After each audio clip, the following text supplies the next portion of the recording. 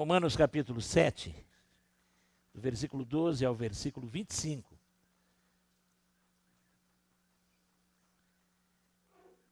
Palavra de Deus que estaremos lendo neste momento. Mas se eu faço o que não quero. Romanos 7, a partir do 12. Do 12 ao 25. Assim a lei é santa e o mandamento é santo, justo. Então aquilo que é bom se tornou morte para mim? De modo nenhum. Pelo contrário, o pecado, para mostrar-se como pecado por meio de uma coisa boa, causou-me a morte, a fim de que pelo mandamento o pecado mostrasse toda a sua força de pecado. Porque bem sabemos que a lei é espiritual, eu sou carnal, vendido à escravidão do pecado. Porque nem mesmo compreendo o meu próprio modo de agir, pois não faço o que prefiro, e sim o que detesto. Ora, se faço o que não quero, concordo com a lei, que é boa. Neste caso, quem faz isso já não sou eu, mas o pecado que habita em mim.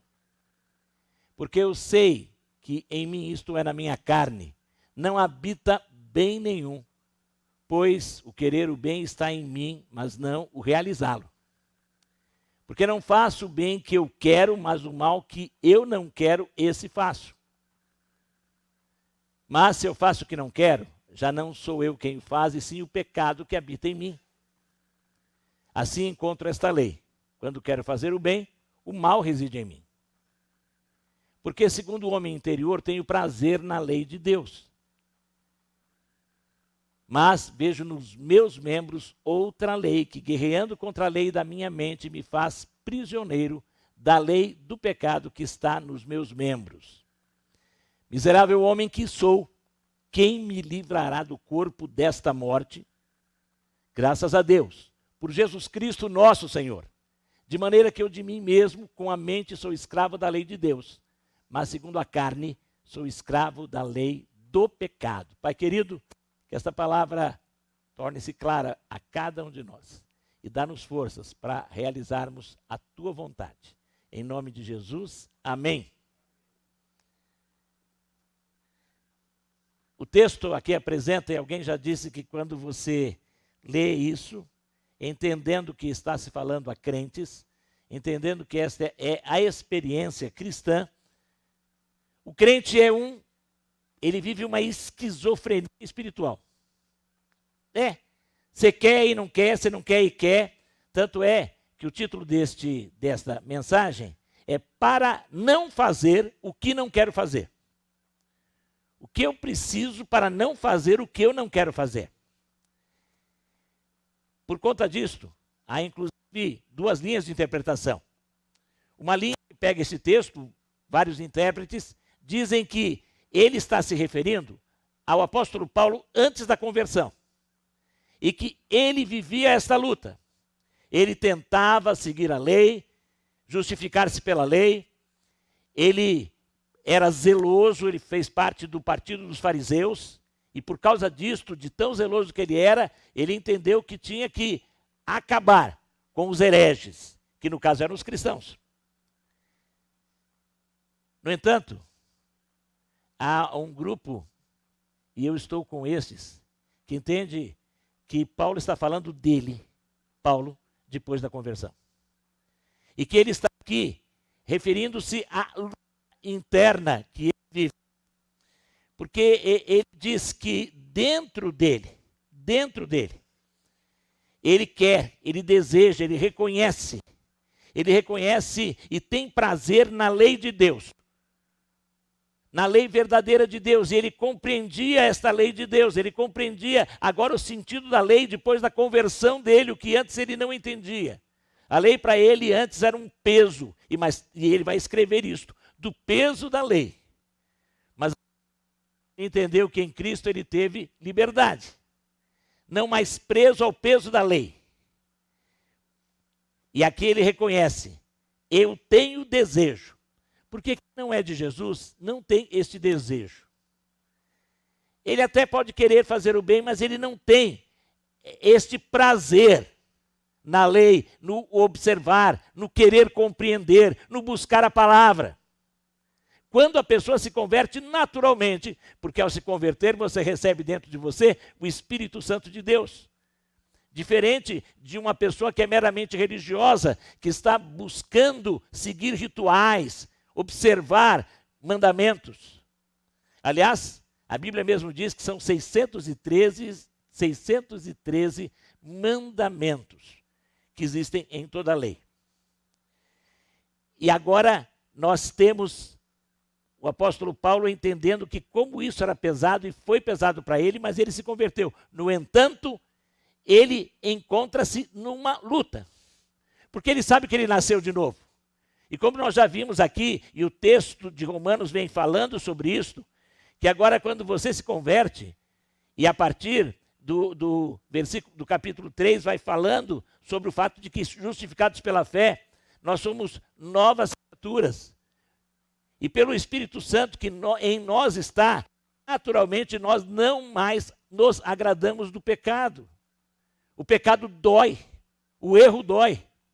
Você que teve experiências não cristãs, que se converteu na fase adulta, você sabe muito bem a diferença que havia entre fazer algumas coisas que você considerava normais. E depois que você se converte, a mesma coisa machuca você. Alguns até ficam sem saber e ficam perdidos. E dizem, o que está acontecendo?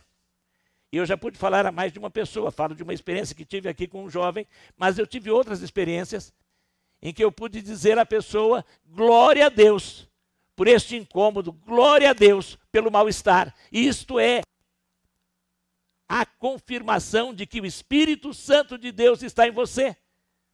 Isso você já não consegue fazer com naturalidade. Aquilo que você fazia, mesmo sabendo que era errado. Mas não pesava. O Espírito Santo agora não aceita mais. Agora você tem a luz. E nesse sentido, é a luta que é relatada neste texto. Esse texto mostrando principalmente porque muitos daqueles cristãos vinham da experiência do judaísmo. E o apóstolo Paulo lutava porque muitos vinham dizendo, não adianta só ter a fé em Jesus, você tem que estar observando alguns ritos.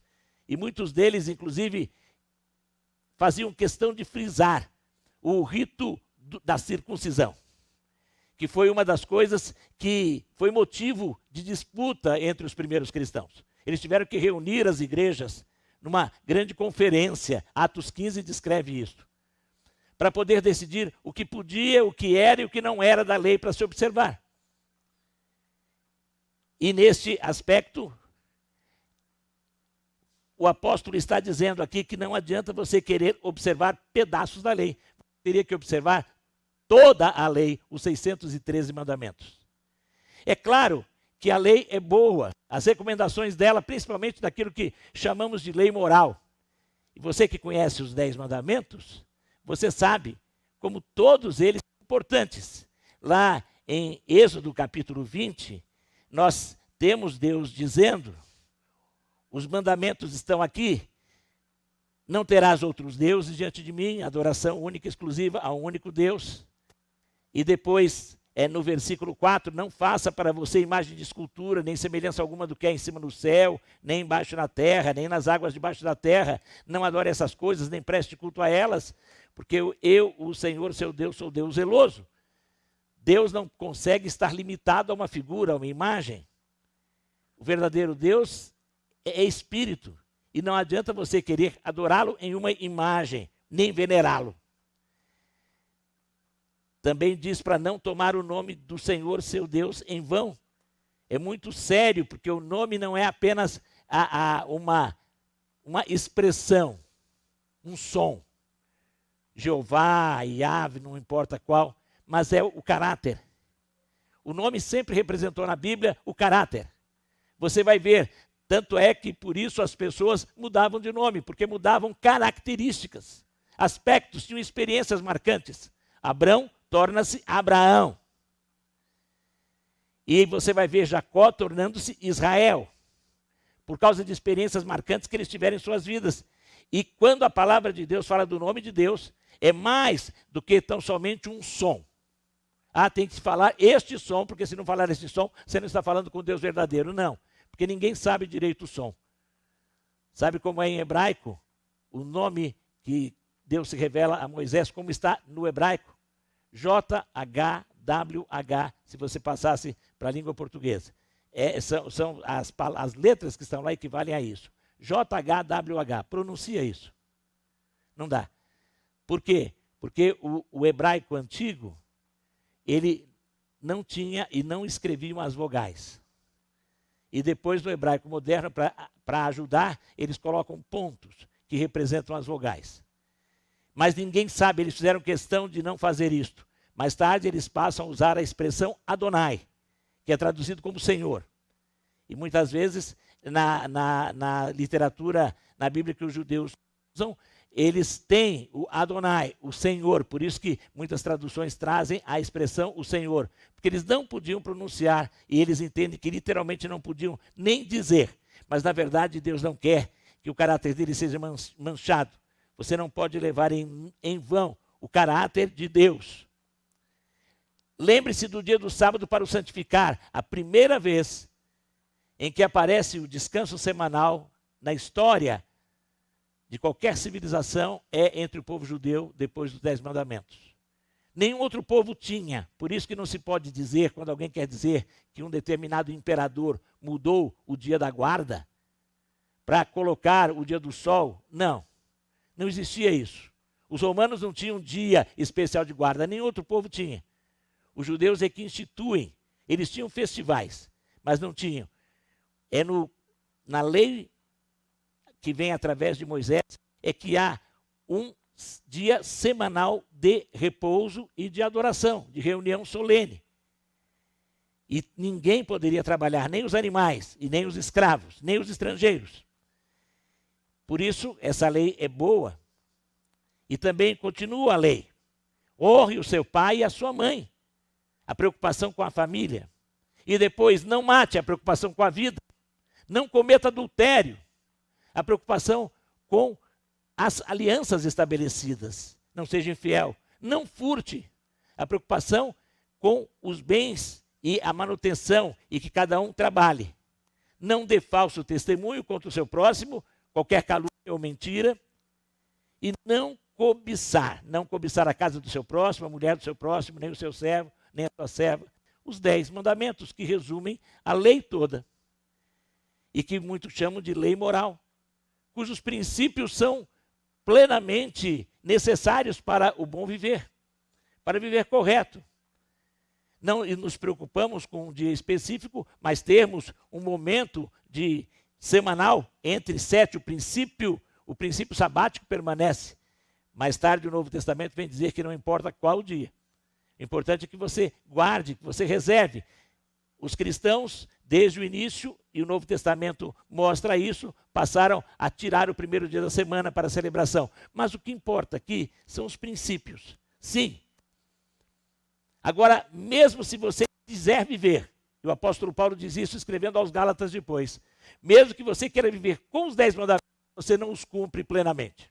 Ninguém consegue cumprir totalmente os 10 mandamentos, nunca.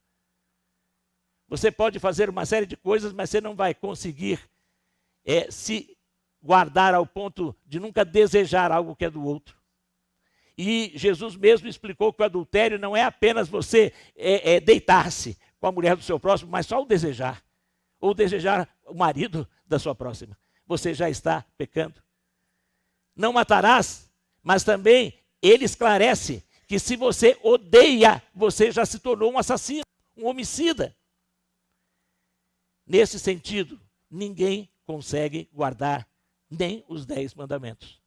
Portanto, pela guarda da lei, nunca ninguém conseguirá justificar-se. Nunca ninguém conseguirá chegar a Deus. O mandamento, nem por isso, deixa de ser santo, justo e bom. A lei é santa, justa e boa. No sentido de nos mostrar um caminho, dizer os princípios que devemos seguir, mas acima de tudo mostrar que nós somos falhos e que pela lei nunca conseguiremos agradar a Deus. Ela aponta o pecado porque ela ressalta o pecado. Não que não existia pecado antes da lei, como já foi dito aqui. O homem transgride.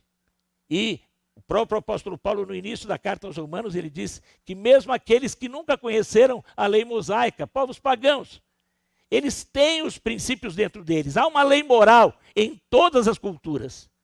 E as pessoas sabem e sentem quando ferem isto, quando quebram isto, quando transgridem. Mas, acima de tudo, a lei mosaica mostra com muito mais clareza. Alguém já comparou com um exame clínico, que você faz um exame médico. Cada vez mais tem se desenvolvido e os exames têm sido cada vez melhores. Exames de imagem, os diferentes tipos, os cateterismos. Agora, o exame, ele não cura. Ah, eu fiz um cateterismo. Pronto. Resolveu o meu problema. Não. O exame vai mostrar.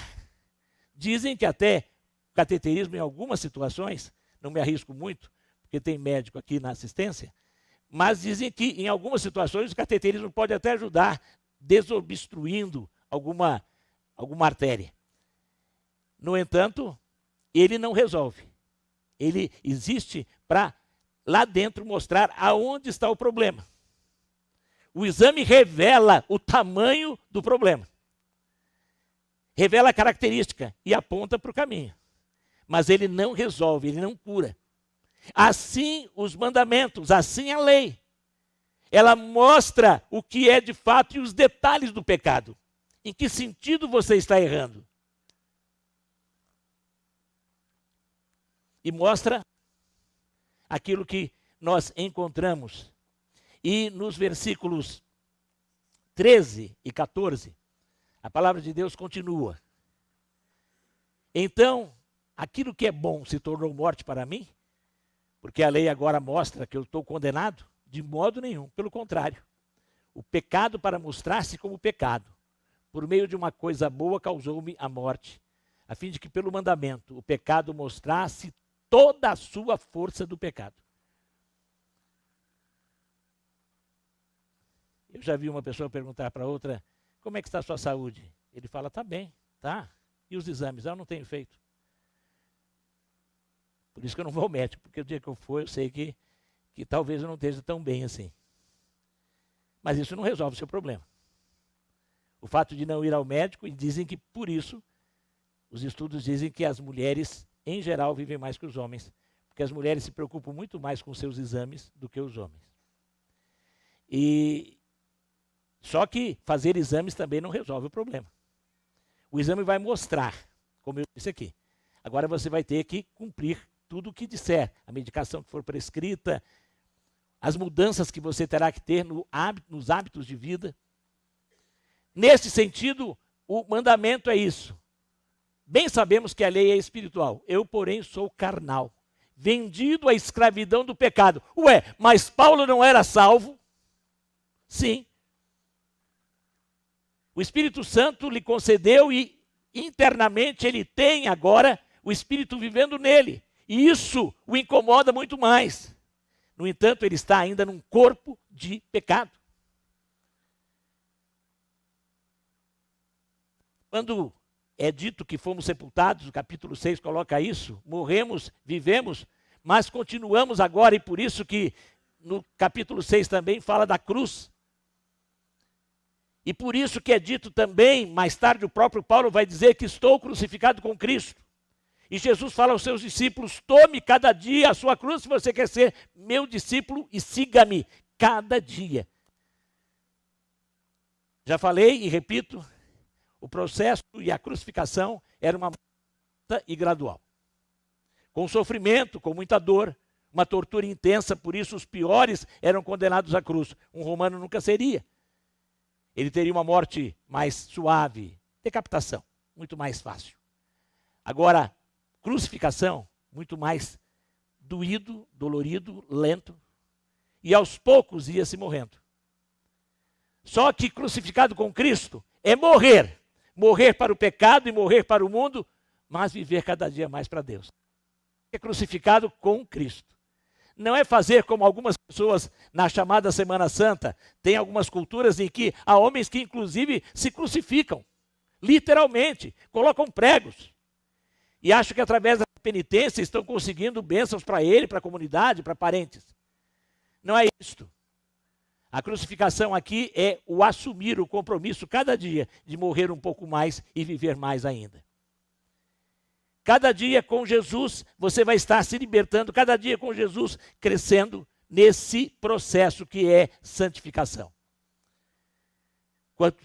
Quando você aceita Jesus, você nasceu de novo, regeneração, você foi justificado, a justiça de Jesus é transferida para você e você é declarado inocente, uma declaração judicial. Mas agora você está num novo processo, que não é salvífico porque você já está salvo. E esse processo só acontece na vida do crente, que é cada dia viver mais para Deus, mas significa cada dia morrer mais para o mundo. E morrer dói. E esse processo é doloroso. Porque há coisa que dói mais. Mas não tem como. Então, ele está agora nessa luta. E por isso, temos que assumir os nossos pecados. Para não fazer o que eu não quero fazer, eu tenho que reconhecer que a vontade de Deus é soberana, a lei de Deus é a melhor, eu tenho que caminhar para isto. Mas eu assumo o meu pecado e reconheço que sou pecador, e por isso eu devo confessar os meus pecados. Não é que na confissão você tem perdão porque ele já perdoou, mas você tem consciência do perdão e você tem consciência da sua culpa. Você tem consciência dos seus pontos fracos. É importante no processo de confissão de pecados você mencionar, verbalizar para ele, não para ninguém, não precisa ninguém saber. Podemos às vezes até pedir ajuda para alguém. Temos grupos pequenos que podem se ajudar. Mas quem perdoa é o Senhor e é para ele que tem que ser confessado. Mas você tem que dizer. Alguém aqui já declarou esses dias, porque nós temos essa tendência. É uma frase muito antiga. Nós pecamos a varejo e queremos pedir perdão por atacado. Você peca pecado por pecado e tantas vezes chegamos a Deus, ó Deus, perdoa a multidão dos meus pecados. Você tem que ter consciência quais foram os seus erros. Mas ele não sabe, ele sabe, mas você tem que saber também. E você, à medida que confessa os pecados, você vai tendo consciência dos seus pontos fracos, das áreas onde você tem que pedir mais ajuda ao Senhor e a irmãos e irmãs. E por isso, como está lá no versículo 15, vamos ler do 15 até o 20 mais uma vez, o que ele continua dizendo, porque nem mesmo compreendo o meu próprio modo de agir, pois não faço o que prefiro e sim o que detesto. Ora, se faço o que não quero, concordo com a lei que é boa. Neste caso, quem faz isso já não sou eu, mas o pecado que habita em mim. Porque eu sei que em mim, isto é, na minha carne, não habita bem nenhum. Pois o querer o bem está em mim, mas não o realizá-lo. Porque não faço o bem que eu quero, mas o mal que não quero, esse faço. Mas se eu faço o que não quero, já não sou eu quem o faz, e sim o pecado que habita em mim. Paulo está abrindo e rasgando o seu coração. Mas ele não diz que teríamos que ser seus imitadores como ele era de Cristo? Sim. Até mesmo na admissão da culpa e do erro. E do fato de que ele não era salvo por coisas que ele fazia, mas pela graça. Porque em todo o tempo, o que este apóstolo mais ressalta é a graça. A misericórdia do Senhor. Nós temos que reconhecer que em nós não habita bem algum. Mesmo depois de salvos, ainda somos pecadores e o mal está em nós. Mas agora o nosso desejo não é mais para o mal. Ele é para o bem. E essa é a luta diária, é uma guerra interna que vivemos. E alguém declarou que,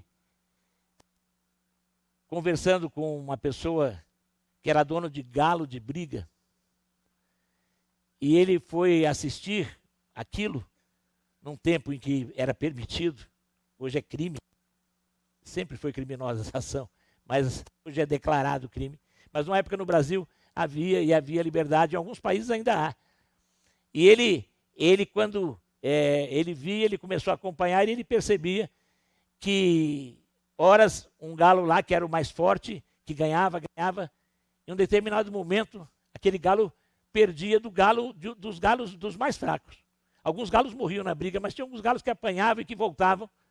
Mas tinha ocasião que o outro morria, que apanhava, não morria, o forte. E alguém disse para ele, olha, ele quis saber, e falaram, bem, o dono dos galos é uma pessoa só, o dono de todos. E ele é que manda. Aí chegou para ele e falou, como é que esse galo, que é tão bom, de repente perde daquele que está mais para galinha do que para galo. E de vez em quando dá uma surra no outro. Ele era um jornalista.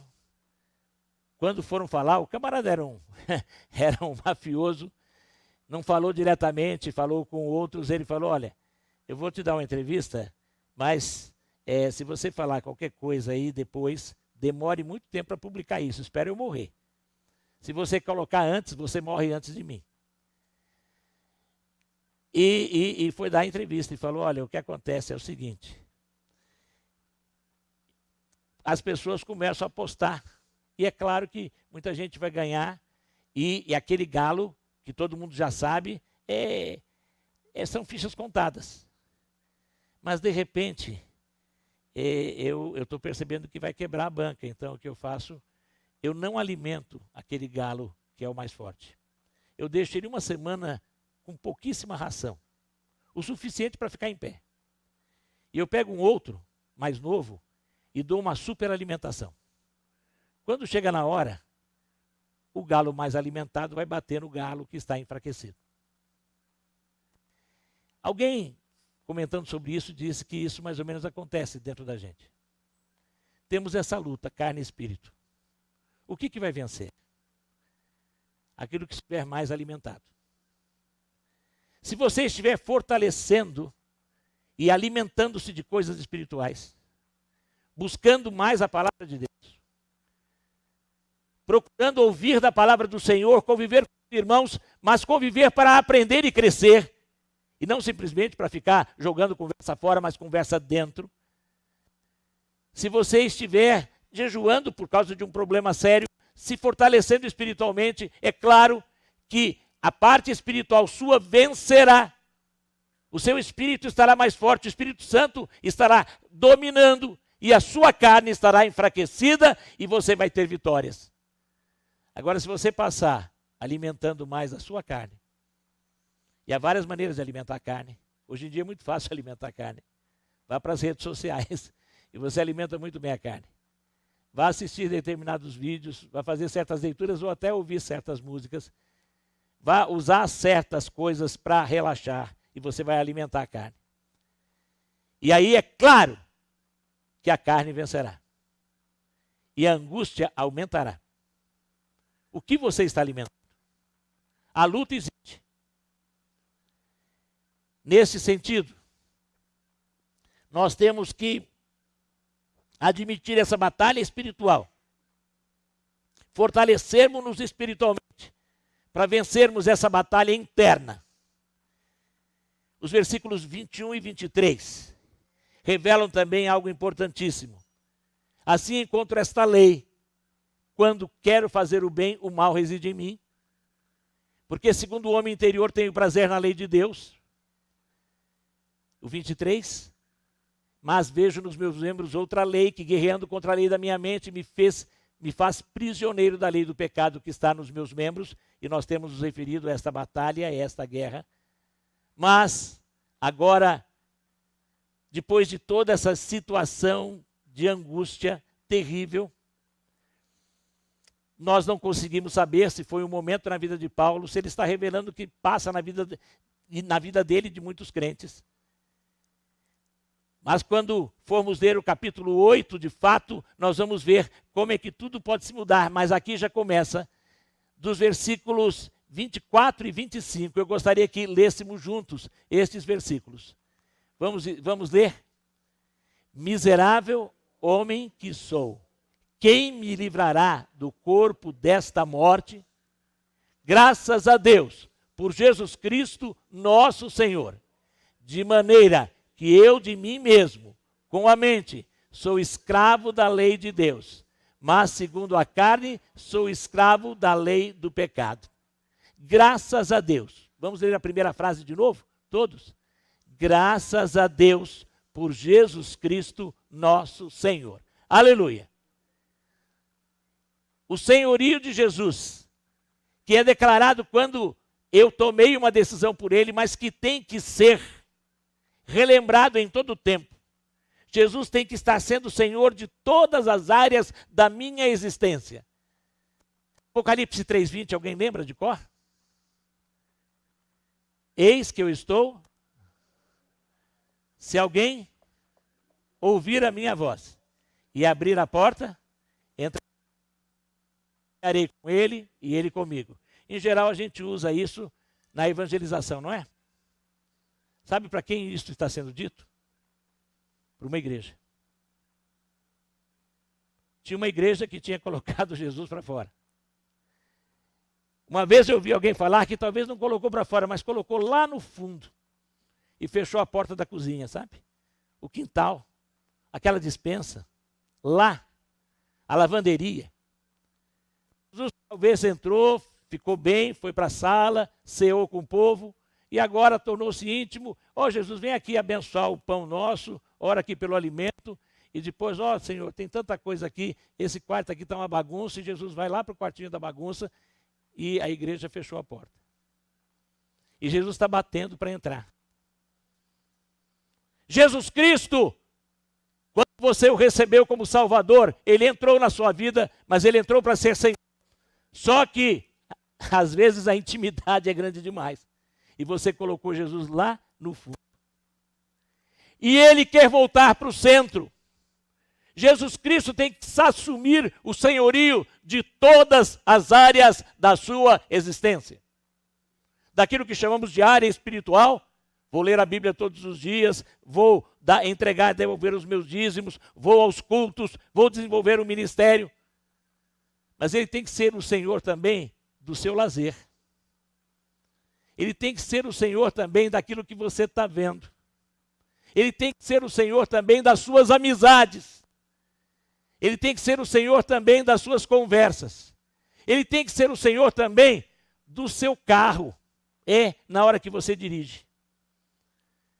Do seu comportamento no trânsito. E principalmente quando você leva a fechada. Ele tem que ser o Senhor da sua mão. Para você não levantar a mão. Ele tem que ser o Senhor do seu emprego. Ele tem que ser o Senhor do seu relacionamento com os funcionários e do seu relacionamento com os chefes. Ele tem que ser o Senhor do uso que você está fazendo do seu dinheiro, da administração das suas finanças.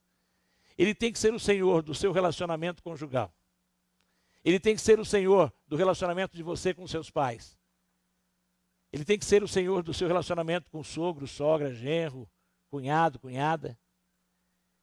Ele tem que ser o Senhor das suas preocupações. Ele tem que ser o Senhor do seu plano. Ele tem que ser o Senhor do seu namoro. Ele tem que ser o Senhor daquela pessoa que você vai escolher para casar. E a escolha tem que vir dele. Ele tem que ser o Senhor. Quando ele for o Senhor. O Salmo 23, nós gostamos de recitá-lo, né? Como é que diz o primeiro versículo? Ouvi de um pastor há muitos anos fazendo uma proposta para nós invertermos. Porque talvez está faltando muita coisa, porque a gente falou tão mecanicamente, o Senhor é o meu pastor. Ele disse assim, nós deveríamos recitar esse salmo dizendo assim, quando o pastor for o meu Senhor, então nada me faltará. Quando o pastor Jesus for o Senhor absoluto de todas as áreas da minha vida, de nada eu terei falta. Ele tem que ser o Senhor. E aí realmente você vai conseguir estar vencendo esta batalha. Mas você tem que admitir, não é porque você é de Jesus que você não terá batalhas. E se você as tem, glória a Deus, porque o Espírito Santo está revelando. mas você não pode se acomodar com a derrota. Você pode ser vencedor, porque fomos chamados para sermos mais que vencedores. E o apóstolo Paulo mostra. Isso aconteceu na vida dele. Coríntios vai falar de 2 tipos de vida, aliás, de 3 tipos de pessoas. O homem natural, que não teve um encontro com Jesus, o homem espiritual. Mas os crentes corintianos são chamados de carnais. Crentes, irmãos. Depois Paulo fala que eles tinham dons espirituais. Paulo os instrui sobre tomar a ceia, porque até nisso eles estavam errando.